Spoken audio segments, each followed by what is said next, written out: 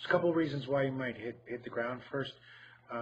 Going back to one of the things that I would always make sure you're doing, make sure you're staying back from the ball as much as you can. If your body's coming in, then that's one thing that could cause you to hit a fat. And we'll talk about some other reasons why. But again, the more you can stay back from the ball, the better off you'll be in terms of making good contact in that. So that would be the first thing I would always fall back to. As you're making contact with the ball, bottom line is you don't want to be two places. You don't want to be down, so we just talked about that.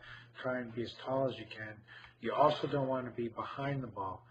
So again, feel like you're almost kind of shifting toward the net a little bit more, or obviously when you're outside, like you're shifting toward your target or your flag, because those are the two things. If you come in, down, or if you're behind the ball, those are all things that will cause you to hit fat. Look at impact right here.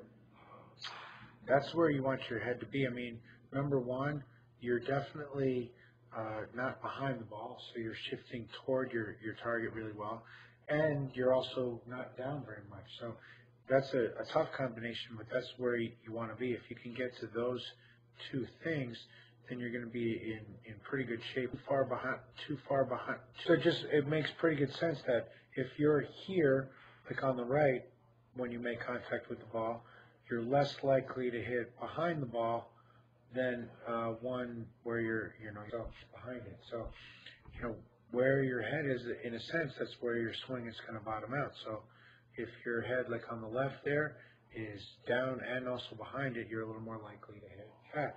One on the right there was just perfect. Your head's right where you started. Certainly a much better position for you.